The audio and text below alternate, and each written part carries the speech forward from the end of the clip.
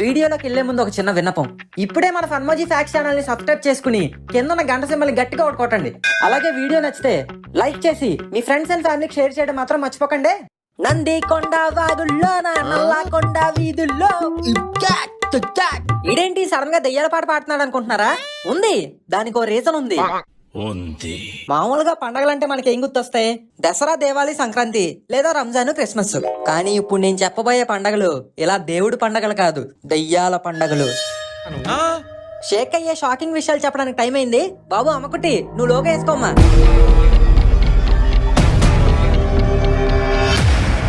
మనం దేవుడి పండగలు చేసుకున్నట్టే ఫారెన్ లో ఏంటి, మన దేశంలో కూడా దెయ్యాలకి, ప్రేతాత్మలకి కొన్ని పండగలు చేస్తారు. అవి కూడా మామూలు పండగల్లానే అగరత్తులు వెలిగించి ప్రసాదాలు పంచి పెడతారనుకుంటే మీరు పుర్రు మీద కాలేసినట్టే. ప్రతి ప్రేతాత్మ పండగ కూడా దానికంటూ ఒక స్పెషల్ రూట్ ఉంది. అందులో ఫస్ట్ది ఎల్ టిఆర్డి లాస్ మ్యూరిటస్. నాకు అర్థం కాలేదు సార్. ఇది స్పానిష్ లో అండి. మరి ఆ విషయం ముందే చెప్పొచ్చు కదయ్యా. అర్థమయ్యే లాంగ్వేజ్ లో చెప్పాలంటే the day of the dead అని మీనింగ్ వస్తుంది. ఇది ఒక ఆత్మల పండగ. మెక్సికన్లు 3000 ఏళ్ల క్రితం నుంచి దీన్ని జరుపుకుంటున్నారు. నోవాటల్ అనే భాష మాట్లాడే అస్టెక్సేన్ అనే వీళ్ళ పూర్వీకులు ఈ పండగని స్టార్ట్ చేశారని చెప్తుంటారు. ఈ పండగ మెయిన్ ఉద్దేశం ఏంటంటే చనిపోయిన వాళ్ళ ఫ్యామిలీ ఆత్మల్ని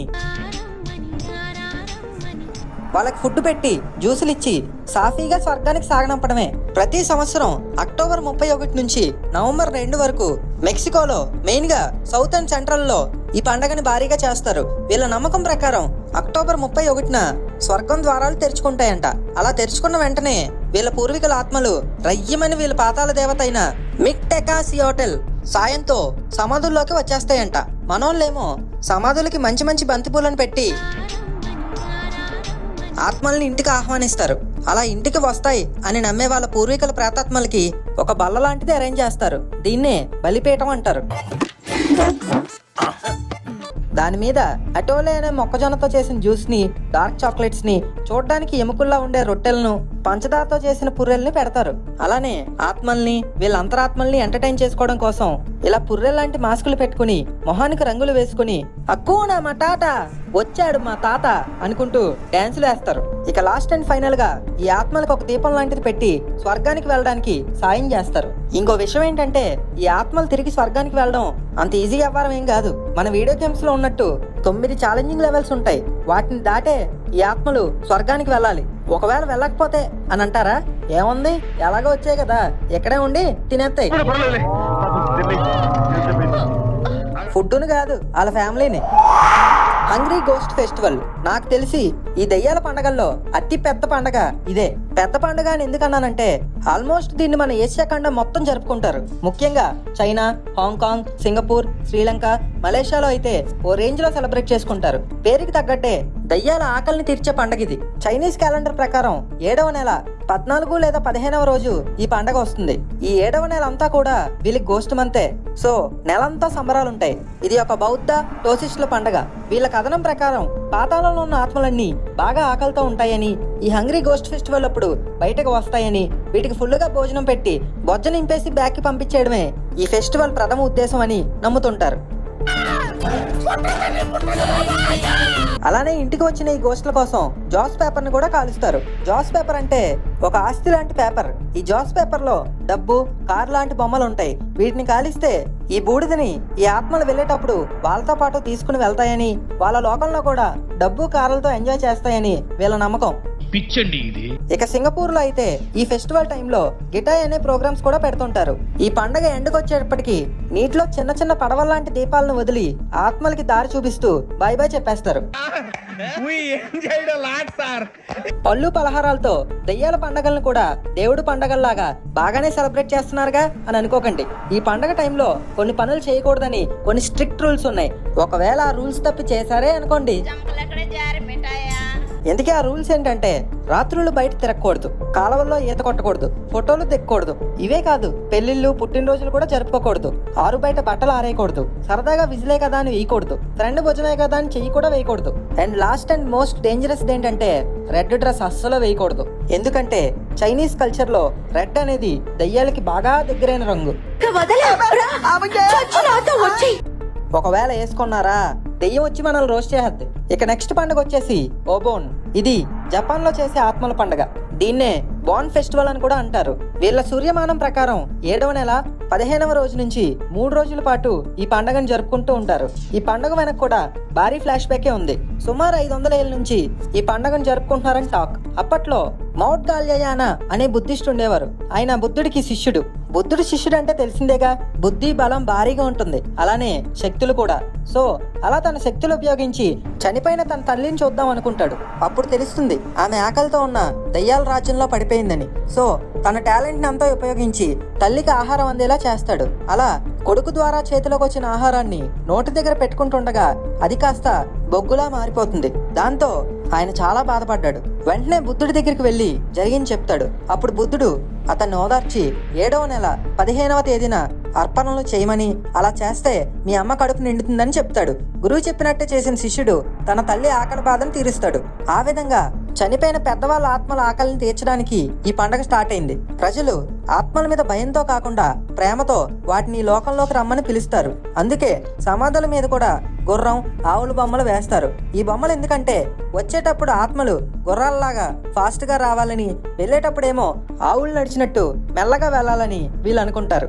ఏదైతేనే జపాన్ లో ఈ ఓబన్ ఫెస్టివల్ ని భారీగా చేస్తారు. బాస్ డ్రమ్లు, స్నేర్ డ్రమ్లు, హ్యాండ్ డ్రమ్లు, ఫ్లూట్లు, బ్యాంజో లాంటి మ్యూజిక్ ఇన్స్ట్రుమెంట్స్ ని వాయిస్తూ యకుటా అనే స్పెషల్ డ్రెస్ వేసుకుని బాన్ ఓడోరి డాన్సులు వేస్తూ ఫెస్టివల్ ని ఎంజాయ్ చేస్తూ ఉంటారు. ఇక ఆఖరిగా క్యోటోలో డైమోంజీ సిటీ చివరిలో ఉన్న కొండల మీద 5 భోగి మంటలు లాంటివి వెలిగించి ఫెస్టివల్ కి ఫేర్వెల్ చెప్పేస్తారు. Bye bye, tata, good bye. Next వస్తున్న పండగ గై జాత్ర. సాయాత్ అనే పదం నుండి వచ్చింది ఈ గై జాత్ర. అంటే ఆవులు ఊరేగింపు అని అర్థం. అదేంటి దయ్యాల పండుగ అని చెప్పి ఆవుల పండుగ గురించి చెప్తున్నాం అని కన్ఫ్యూజ్ అవ్వకండి. మనం కరెక్ట్ మీటర్లోనే ఉన్నాం. మ్యాటర్లోకి వెళ్తే అది నేపాల్లోని కాఠ్మండు. సుమారుగా 1650వ సంవత్సరం ప్రతాప్ మల్లా అనే ఒక రాజు ఉండేవాడు. ఆయనకి చక్రవర్తేంద్ర మల్లా అనే ఒక కొడుకు ఉండేవాడు. ఒకరోజు అతను సడన్ గా చనిపోయాడు. రాజు గుండె ఎంతో గట్టిది, తట్టుకుంది. కానీ కనిపించిన రాణి గుండె మాత్రం తట్టుకోలేకపోయింది. ఏం చేసైనా సరే నా కొడుకుని తిరిగి రప్పించండి అని రాజును గట్టిగా వేడుకుంది. పుట్టినవాడు గిట్టక మానడు అనే నిజాన్ని ఆమెకు చెప్పి చనిపోయిన తమ బిడ్డకి మంచి స్వర్గప్రాప్తి లభించేలా చేద్దామని ఈ గై జాత్ర అనే పండుగను మొదలుపెట్టాడు. వీళ్ళ నమ్మకం ప్రకారం ఆత్మలు స్వర్గానికి వెళ్లాలంటే ఆవుతోక ముఖ్యమని, అలానే గరుడ పురాణం ప్రకారం కూడా వైతరణి నదిని దాటాలంటే ఆవుతోక సహాయం చేస్తుందని, సో స్వర్గం రావాలంటే ఆవు ముఖ్యమని ఈ పండక్కి గైజాత్ర అనే పేరు పెట్టారు. అలా సంవత్సరాల క్రితం చనిపోయిన తమ ఫ్యామిలీ మెంబర్స్ కి స్వర్గం అనుగ్రహం అయ్యేలా ఈ పండగను చేస్తూ ఉంటారు ఇక్కడ ప్రజలు. ఇంకొంతమంది మాత్రం రాణిని ఈ బాధ నుంచి డైవర్ట్ చేయడానికి ఈ పండగను స్టార్ట్ చేశారని అంటుంటారు. ఏది ఏమైతేనే వీళ్ళలో ముఖ్యంగా నేవర్స్ అనే తెగ వాళ్ళకి ఈ ఆవుతోక థియరీ అంటే నమ్మకం.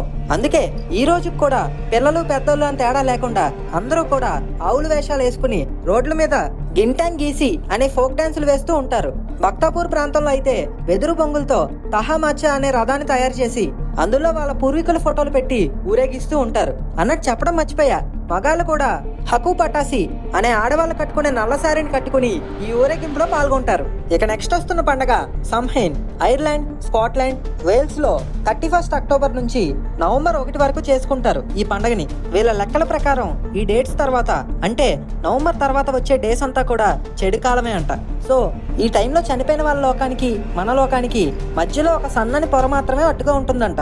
పొరపాటున ఆ పొర చిరిగి అక్కడ ఆత్మలన్నీ మన భూమి మీదకి వచ్చాయో మొత్తం ఈ భూలోకం అంతా వల్లకాడైపోతుందని, అందుకే వాటిని ఆపడానికి, వాటిని బుజ్జగించడానికి ఇలా వాటికి నచ్చినవి పెట్టి నచ్చచెప్పి పంపించేయాలని ఈ పండగ చేస్తారు. మరి అంతేగా మన మనుషులంటే ఎవరైనా సరే నైస్ గా మేనేజ్ చేస్తారు. ఇక లాస్ట్ అండ్ ఫైనల్ గా మన ఇండియాలో జరుపుకునే ఆత్మల పండుగ విషయానికి వస్తే బీహార్ ఈరీ గోస్ట్ ఫెస్టివల్. బీహార్ రాష్ట్రంలోని రోహ్టాస్ జిల్లా నట్వర్ గ్రామంలో గత 30 ఏళ్ళుగా జరుపుకుంటున్నారు ఈ పండుగని. దీన్ని గినాహు బ్రహ్మమేళా అని కూడా పిలుస్తారు. మొత్తం ఒక వారం రోజుల పాటు ఉంటుంది ఈ పండగ. దేశంలోనే అన్ని ప్లేసుల నుంచి దయ్యాలు వదిలించుకోవడానికి ఇక్కడికి వెళ్తుంటారు జనాలు. దుర్గ పూజ సమయంలో వాళ్ళకి వాళ్ళ ఫ్యామిలీ మెంబర్స్ కి పట్టిన దయ్యాలను వదిలించుకోవడానికి ఈ ఫెస్టివల్ కి అందరూ వస్తుంటారు.